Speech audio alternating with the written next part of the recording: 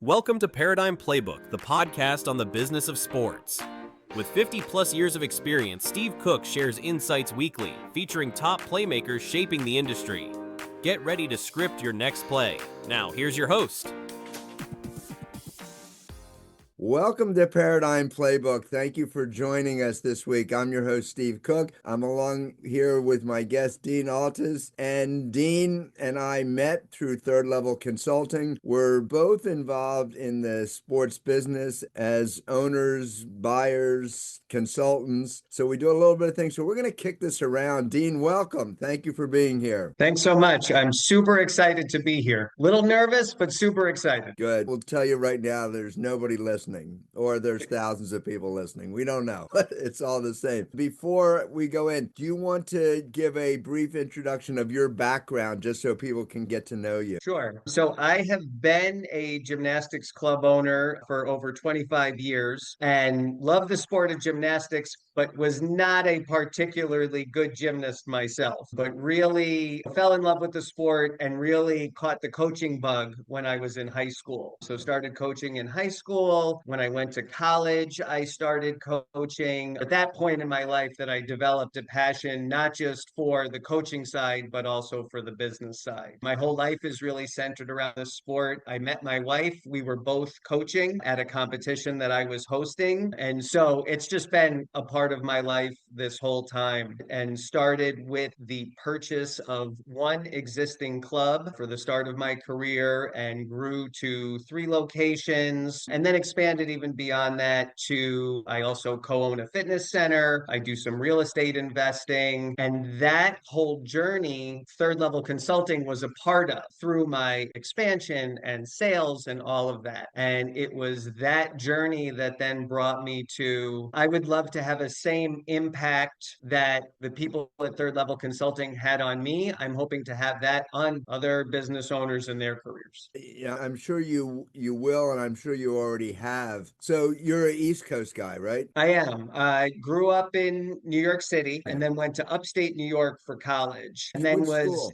Binghamton University. Oh, okay, cool. Yeah, okay. I mean, funny enough, my undergraduate degree is in Spanish because when I started college, I wasn't quite sure what I wanted to do and decided, though, that I was going to go for a career as a Spanish teacher. That's what the path I wound up on. And when I got into upper level Spanish classes, I realized it was all literature. And one of the reasons why I was never an English major is because I didn't love literature. All of a sudden now I'm doing literature in Spanish and just was not my thing. And at that point, along with going to college, I was working full time and developed an interest in business. For me, at around junior year, it was this choice: finish the Spanish degree and then go on to get a master's in business, or stay undergrad longer and get a bachelor's degree in business. I decided to do the first one, which was finish my Spanish degree and then go right into my master's degree after. In hindsight, not for where I am now, but at the time, I couldn't have made a worse choice, because when you get an MBA and have no work experience, you are completely overqualified for entry-level jobs, at least in the eye of an employer. Not in my eye. I would do anything. I don't care. But for the employers, I was overqualified because of my MBA. But I couldn't get a management position because I had no work experience. So I really struggled out of my master's finding a job. So one of the things that you mentioned, and you said it offhandedly, so I bought my first club. That's a huge step for a lot of people. So let's go back to that. And so you're out of college at this point? I had finished my master's degree and had been working actually in the investment world. And I really enjoy and love personal finance. And that's a huge passion of mine. And I love the helping people navigate personal financial decisions, which then extended into the business world. But I did not love the sales portion of that business, because I wasn't interested in putting people into investments that they didn't understand or weren't comfortable with. And there was a lot of pressure at the organizations I was working at to make sales. And that world was not for me. I finished my master's degree. I was working in the personal finance world and also coaching, and was living with my now wife, then girlfriend, around, and there was a gym for sale in a town in upstate New York that we had never been to and weren't familiar with. We drove up there, we went to the gym, we saw it, and in our very egotistical way said, oh, we can do this even better, and just leveraged ourselves to the absolute max and went for it and bought our first business. So the experience in financing obviously helped you figure out how to finance that. Was there an owner take back on that as well, or did you finance the whole thing? It was an owner financing deal that then I wound up renegotiating my first year in and paid the owner off. And then I had another loan that I had for a number of years. But it was an owner who wanted to sell, and had enough faith in me after meeting me and my wife to say, okay, yes, I'll sell or finance this. One of the things in business ownership is that appetite for debt that not everybody has. So it takes a little bit getting comfortable with that. Although with the zillions of business owners out there, there's very few that have done it without going in debt one way or another. I had a similar story to you. I bought my business with leverage to the hilt. Yes, my house is on the line, my son's house is on the line, everything was on the line. So you get used to that. And then when it pays off, it's easy to smile, but it does take a little bit of being willing to take some of that risk. So that was a gymnastic club that was already operational. How long had it been in business when you bought it? I think it had been in business for maybe about a decade. I think maybe between 10 and 15 years. What was the telltale sign to you and your wife that, oh, we can improve this, we can grow it? Because a purchase business in general, my advice is you've got to figure out how it's going to outperform its current state, because there's another layer of debt in there. So that normally is a fair statement, I think. So what gave you the confidence that you could improve it? A lot of it was our own philosophy about the type of business that we wanted to have and how we wanted to serve our customers as compared to how our customers were being served when we took over. We have a really strong belief that in our gymnastics clubs, there has to be a spot for every single kid in terms of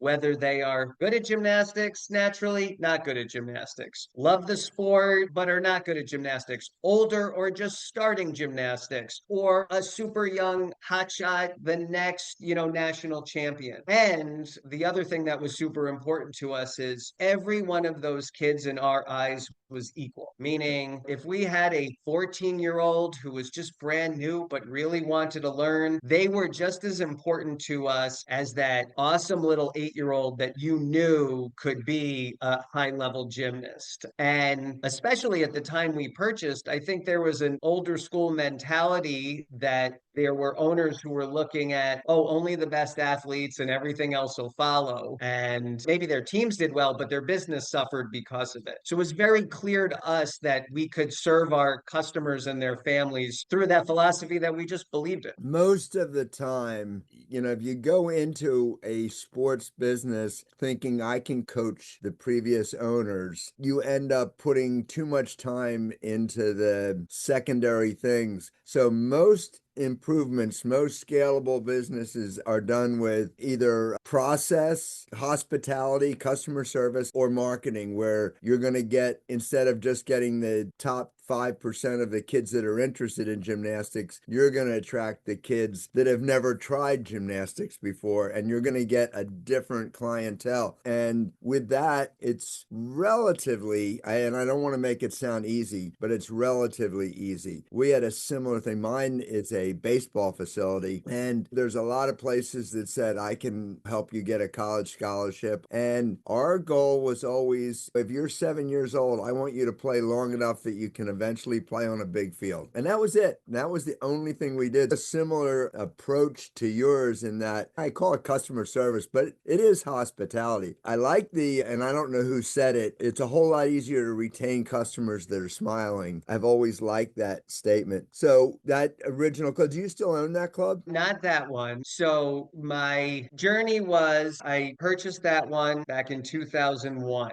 Then in 2008, I started my second location from scratch. And that's how I met Frank from Third Level Consulting for the first time. He actually flew out and helped me look at the building and do my pro formas and all those sorts of Okay. things. So then I had two locations. Then 2 years later, purchased a third location and only owned that one. And so I had one that was a decent business, but we grew it, one that was brand new. Then my third one was a business that was failing, and I went in and purchased that. And that had its own challenges. But I have to back my story up a little bit because it talks about the real estate, and it's funny, and I feel like it's important. My dad had a huge role in my success, and it has to do with the real estate. And Okay. so this is why I'm very passionate about any business owners. If they can get control of their real estate, I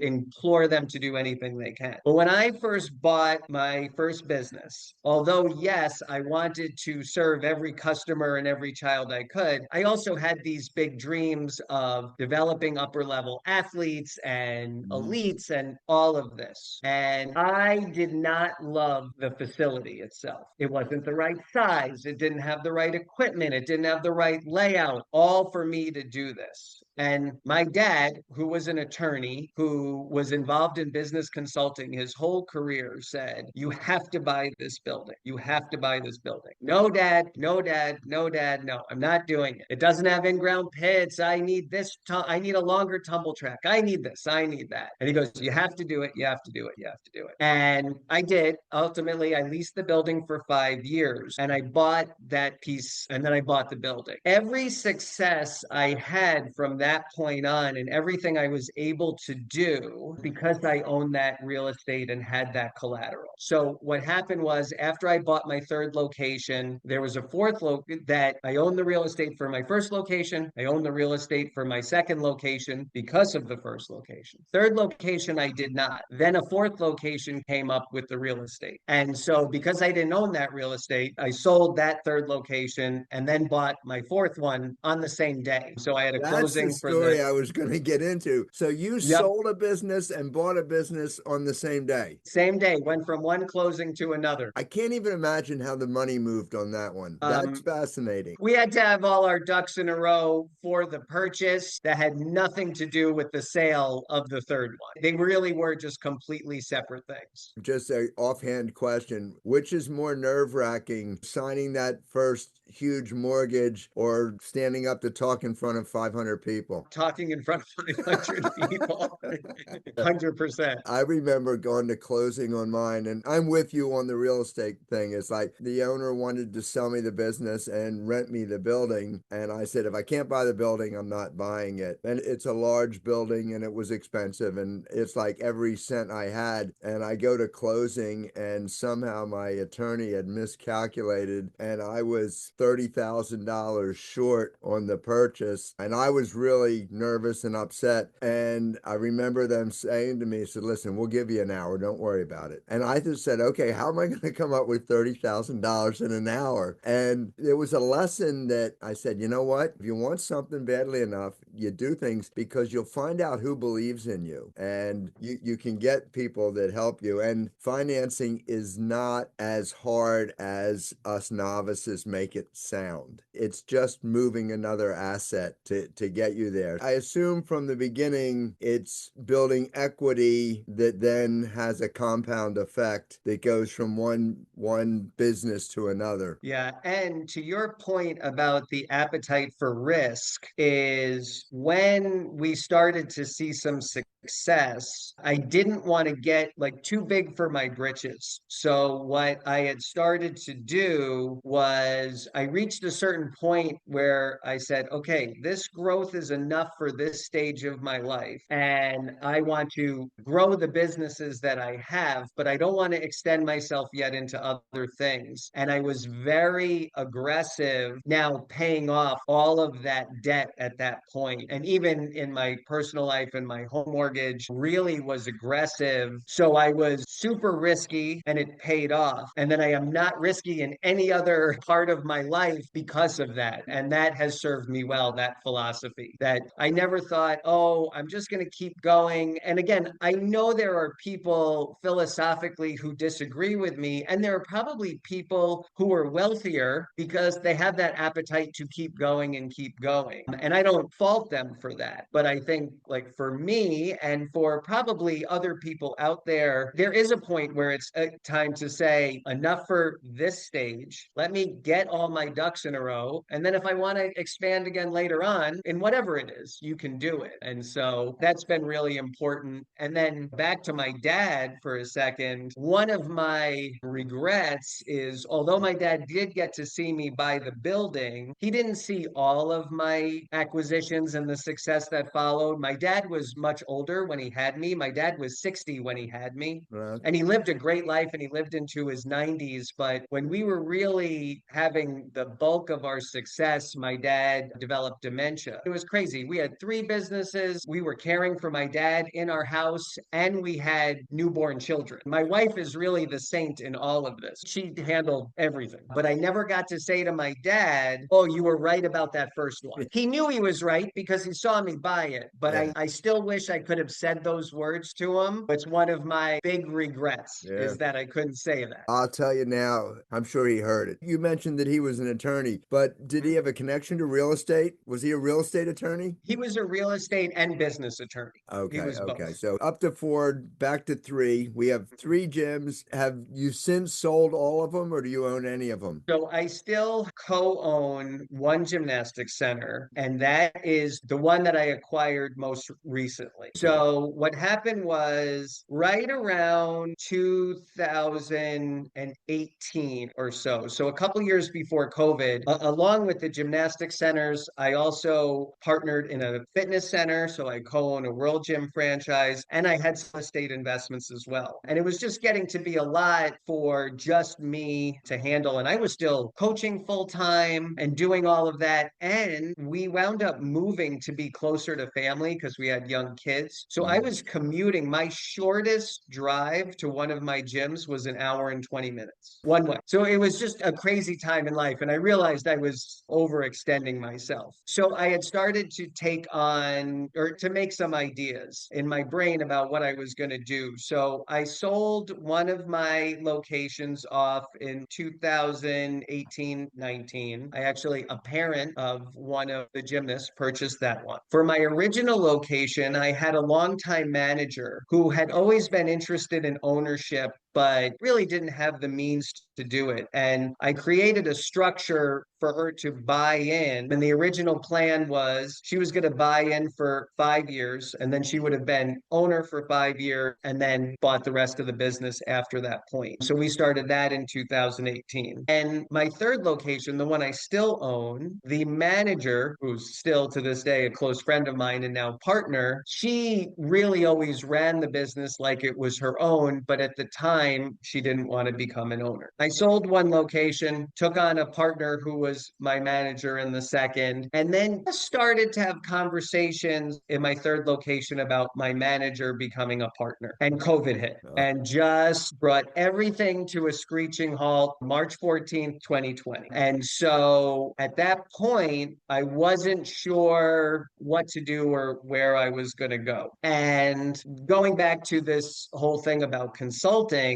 it was during COVID that I had a conversation with Ron at Third Level about just what to do and where to go. And I've told him this a million times. It was such an impactful conversation and helped me figure out my next steps. It was great. During COVID, trying to figure out, along every business owner, how to survive it, I was also trying to figure out next steps. And it was Mother's Day 2020 in upstate New York. And all we had been doing for 2 months was walking around the block because everything was locked down. So there was nothing else we could do. All the businesses were closed, everything. My kids and I had made like a special Mother's Day dinner for my wife, and we looked outside and there were snowflakes the size of baseballs in May in upstate New York. And my wife turned to me and she said, "We are out of here." And so what we decided to do is we knew where we wanted to relocate to, which is where I live now, which is Charleston, South Carolina. But it was like, how are we going to do this? So basically, what I did is I accelerated all of those plans. So my one manager who was co-owner of my original location, she wound up buying the entire business. And this was during COVID. I did all of this while the business was closed. So she purchased that. And then my partner, or my, at that point, manager and now partner, we were originally talking about 50-50, but I said to her, I said, "I'm going to be in South Carolina. That's not a fair ownership split." She always wanted me as still a partner. So she owns 75%, I own 25%. Okay. I'm in charge of the strategic oversight and all the back office and back end support stuff. And she is, of course, boots on the ground. And I did the same thing with the fitness center. So my partner owns 75% and I own 25. So did all that during COVID and then just upped and moved. Is there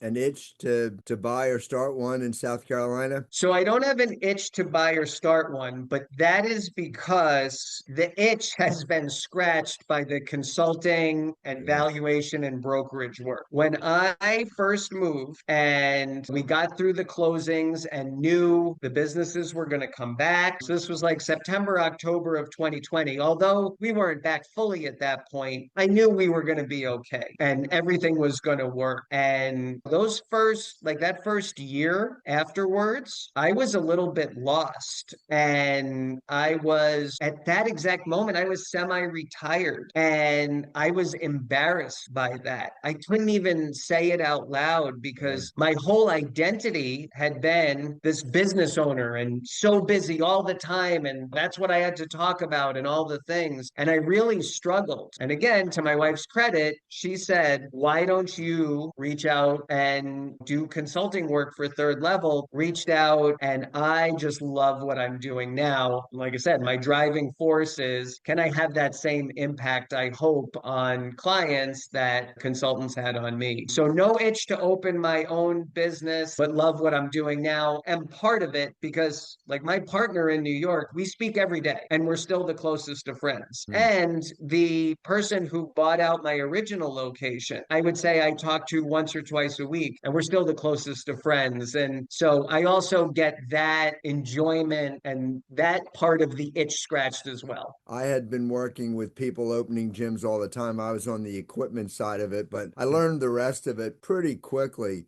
and found out that I like building the businesses much more than running them. So my current business, my son runs it. He was 100% in charge of running the business, and I'm helping through consulting, helping others find their dreams and open their businesses. And I think from your perspective and mine, the idea of helping them, for you and I at this point, you think back and you think, I opened a business, I bought a business, it wasn't that hard. But I think we understand that it is hard. You know, it's not easy and it takes guts. And how do you know you're going to do the right thing? Or should I say, you know, is it worth, if the loan's going to be 8%, is that worth it? Or should I wait till it goes to 7? Or should I borrow from a bank? Or should I got a friend? Or what's Uncle Henry doing? Or who's got money? And there's so many questions. So I'm going to have you come back on at some point. We're going to talk about the second half. Before we finish, I want to hit on some of the challenges in consulting with people that say, okay, and let's just stick with gymnastics. We both know that fairly well. So what are the stumbling blocks that someone would say, hey, I want to open a gymnastic club, but I can't? Why would they think they can't? Or what would be the scariest part? I think the scariest part is the realization that there's nobody to fall back on. That is the one part about being an employee, is that when you have a question or when you have a concern, there's somebody to talk to. But there is a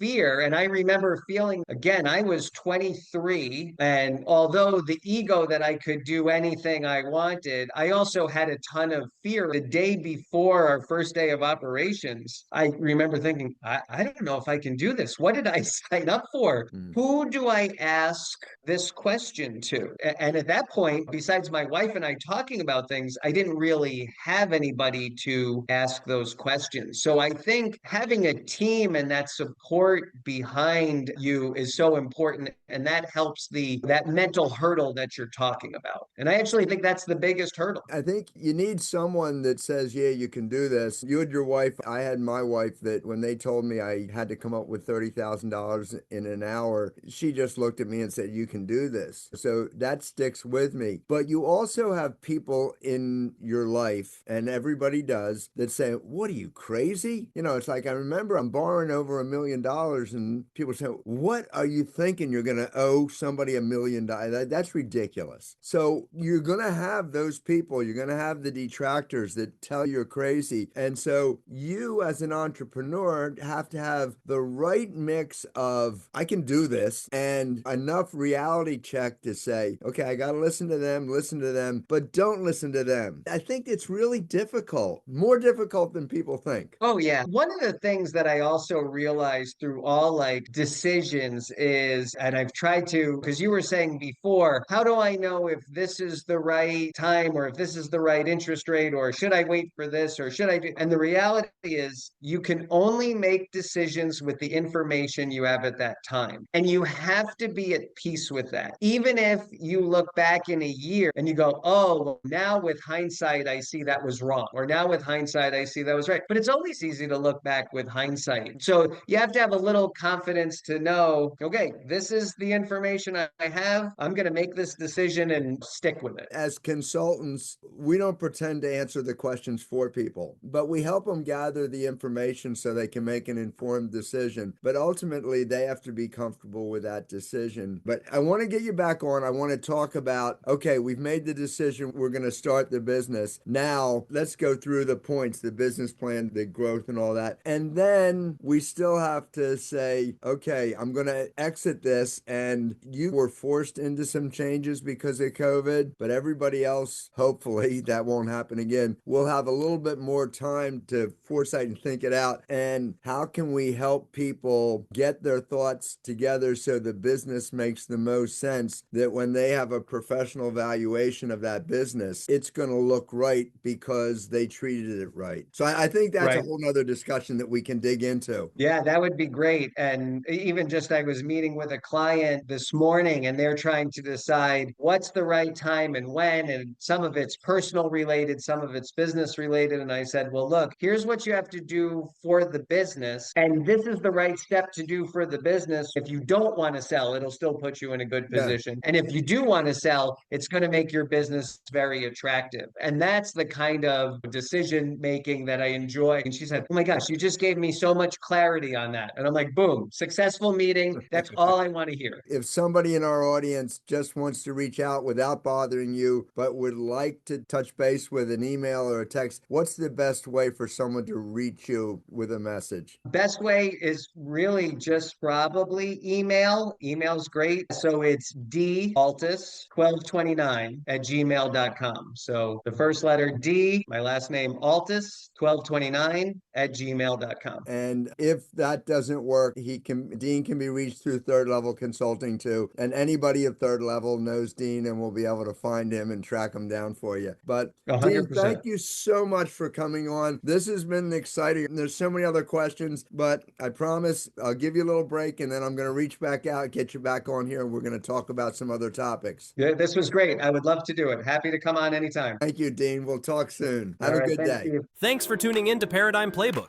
Explore more at ParadigmPlaybook.com. Want to be a playmaker? Contact StephenJCook.com. Share this episode to spread the word about sports industry opportunities. See you next week.